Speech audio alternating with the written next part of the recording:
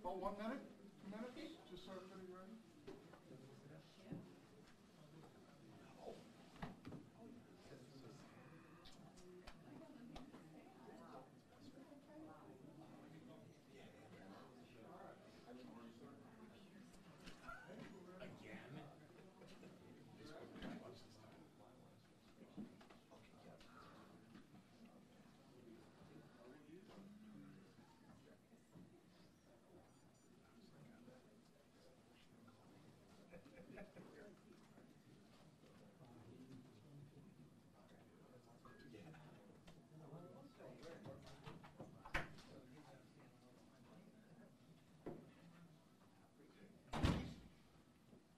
Good morning, everyone. I want to introduce Prosecutor Jeff Getting, Getting.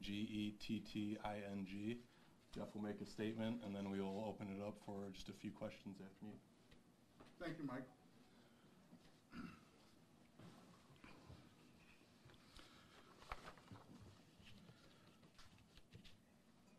Thank you, everyone, for being here, and thank you for your patience. I know that there's been a little bit of downtime between when we were in court for the probable cause conference and us being able to meet here today.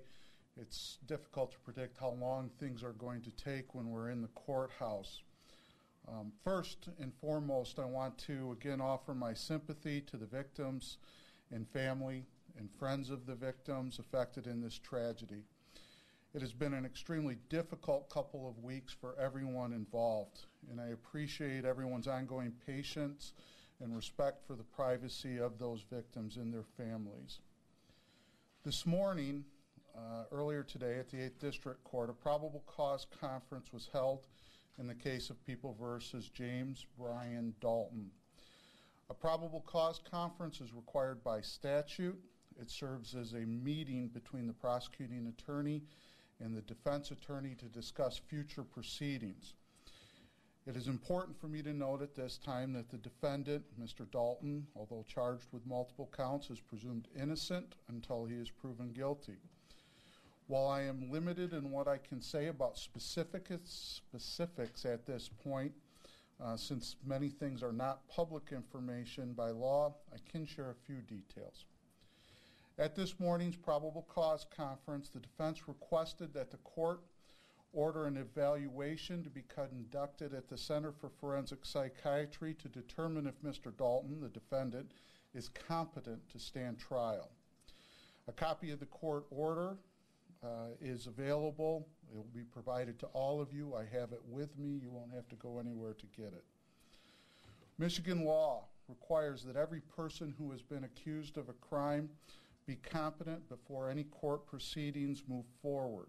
It is an important due process right that applies to all persons who are charged with a criminal offense. A person is considered to be incompetent to stand trial if, because of a mental condition, he or she is unable to understand the nature and object of the court proceedings, or if they are unable to assist in their own defense in a rational manner. Competency to stand trial applies only to a defendant's current state of mind and their ability to understand the court proceedings that are ongoing. It has no bearing on a person's criminal responsibility for a crime. This is not a determination to see if he was legally insane. The evaluation must be completed by statute within the next 60 days. A status conference has been scheduled for May 10th. It is possible that the competency evaluation will be completed prior to that date.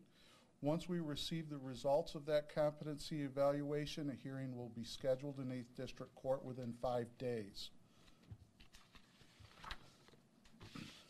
A terrible incident like this shakes the entire community. I would like to take a moment to thank everyone involved for their tremendous efforts so far. I especially want to thank the YWCA, the Kalamazoo Foundation, the Battle Creek Foundation, the Kalamazoo and Battle Creek United Way, and the many, many others who have offered their resources and their assistance to help aid the victims and the victims' families. At this time, I'd be happy to answer questions that you have to the extent that I can. I'd ask that you please keep the victims in mind throughout all stages of this case and respect their privacy along the way. Throughout this entire time since the incident, it's been discussed, we don't know the motive in this.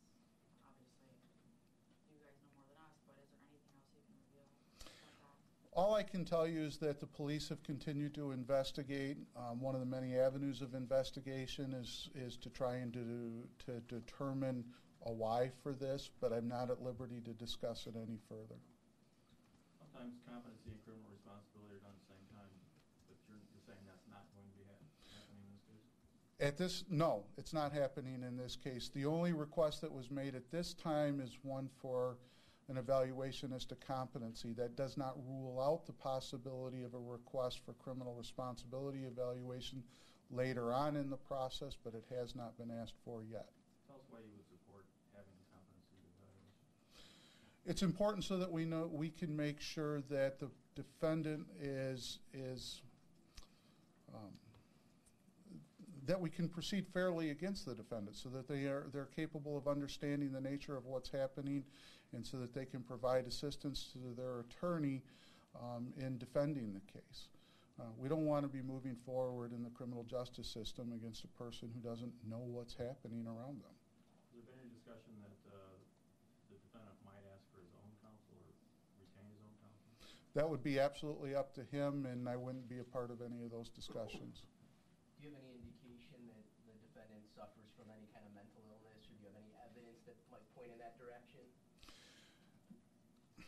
What's previously been said is that we don't have any knowledge of a history of mental difficulties. That's all I can tell you at this point. Is he on suicide watch in the jail? I don't believe that I'm at liberty to discuss that. That's his... Well, I don't believe that I should be discussing that. Correct? Could the request for evaluation pertaining to criminal responsibility be made prior to the preliminary examination, or is that something that typically takes place in circuit court? Typically, that's something that's raised in circuit court, although the request could be made prior to the preliminary examination. It's a defense that's raised at trial, though, not at the time of the preliminary examination. I'm unclear. The status review on May 10th will happen regardless of whether the competency evaluation report is finished? It will happen regardless of whether the report is finished. It's really what it is a placeholder to make sure that we stay on track and that the competency evaluation gets done when it's supposed to be getting done. Like I said, it's very possible that this could be completed, the competency evaluation could be completed sooner, and if it is, we won't wait until May 10th. We'll move forward with the process as soon as the evaluation is completed. Has it been your experience that's a good time frame from this county? Yeah. Can you walk us through that process? Who does the competency evaluation, and what does it entail? Where is it done? The competency evaluation will be conducted by the Center for Forensic Psychiatry. A doctor will review the incident reports. Those will be provided by my office. Myself or a representative of my office will be available to answer any questions they may have. Mr. Solis will be available to answer any questions. They will have personal contact with Mr. Dalton. An interview will be conducted so that they can prepare a report that will be submitted to the court. If in instances where there is a history of mental illness or mental defect, those reports also would all be forwarded to the Forensic Center so that they could be included in the evaluation process. It's a detailed investigation conducted by professionals so that we know that it's okay to go forward. Is there any talk of plea negotiations soon? No. Do you expect that will happen? No. If it's determined that he is incompetent, what would the next step be at that point? That's a really good question. If he was found to be incompetent, the Forensic Center makes a determination of whether or not there is a likelihood of him regaining competency within the statutory time frame, which is 15 months. And then an order is entered for treatment in order to bring a person back to competency. Periodic treatment reports are submitted to the court to keep the court up to date as to that progress. And once a person has regained competency, then an order is entered and we go back to the regular criminal process, which will be to schedule a preliminary examination and any proceedings after that. Any update on the investigation of the weapons with 9mm gun, the murder weapon? The Michigan State Police continue to do investigations along with federal authorities, including ATF, into the weapons.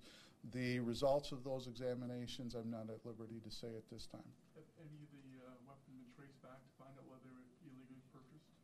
I'm not at liberty to comment on that. I know that comments have previously been made, I believe, by federal authorities with regard to that, but I'm not going to discuss it. Any new information about whether the suspect knew any of the victims, or were they complete strangers? Again, one of the avenues of investigation is to see, but we don't have any new evidence that I'm at liberty to discuss at this time.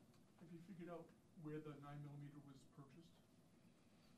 I certainly know that, but I'm not at liberty to discuss those things. One of the things that's going to happen that I'll remind everybody is I think probably everybody in this room has submitted their Freedom of Information Act requests. We're in the process of reviewing those requests and the information that we have.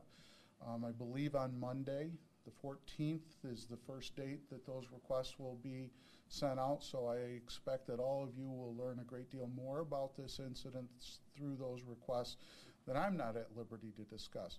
Certain things will not be disclosed by law under the Freedom of Information Act request, but those will be, there's only a few things that won't be disclosed, and there will be specific explanations as to why not. How much material have you already had to turn over to Mr. Solis, and how are you doing as far as combining all that, compiling all that, and getting it to the defense? Assistant Prosecuting Attorney Jeff Williams, who's here with me today, has been the point person on that. All of the information from all of the investigative agencies has been funneled through his office in order to make sure that copies of all of that information are provided to Mr. Solis. I would say at this time that several inches of material, I don't know the number of pages, have been provided to him. We're also in the process of copying electronic information, photographs, videos, those kinds of things for Mr. Solis' review. Now that we're in this holding pattern, that the competency evaluation is being done, Mr. Solis will have ample opportunity to review all of that material with his client prior to the next scheduled hearings. One of the things that we've been told within the first few days was that Dalton was being quasi-cooperative, so he was answering some questions, not others. Of course, now he has a lawyer. Is he continuing to be questioned at this point? Is he cooperating? Is he offering information? Is he helping? What is the status of talking to him? At this time, because an attorney has been appointed to represent him, any police contact would have to go through his attorney.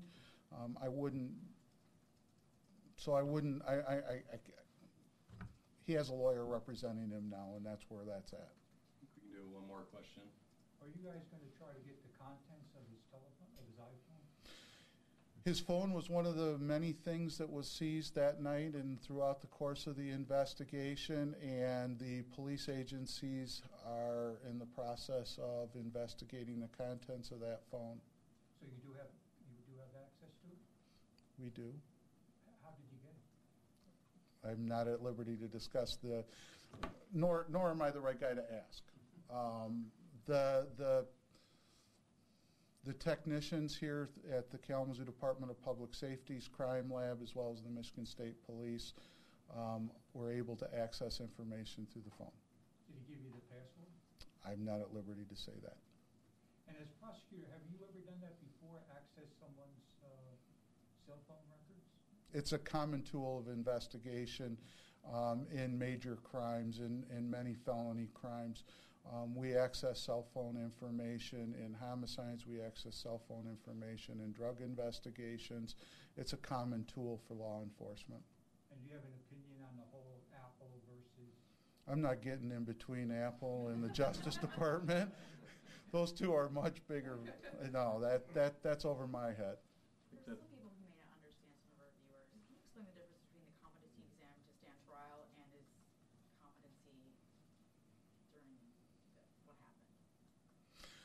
Competency to stand trial goes to his state of mind now. It's not reflective of what his state of mind may have been during the commission of these crimes. That's a different question. The question with the competency to stand trial is, does he understand what's happening now with regard to these proceedings? Is he able to assist his defense attorney in a rational manner at this time? That's something completely different than criminal responsibility, which is the subject of a not guilty by reason of insanity defense. That's then. This is now. We're focused on the now. We have to determine whether or not we can move forward, and then we'll answer the other questions. I think that's all we're going to do for today.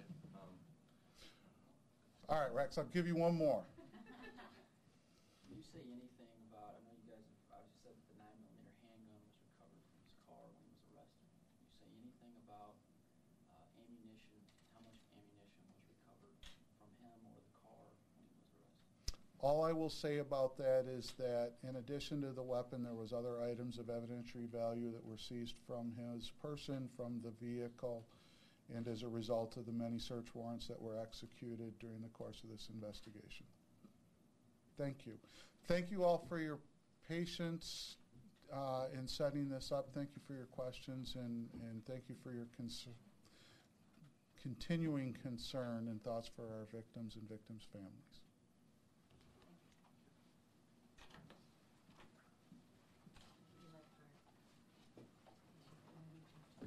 Absolutely. Thank you. I will.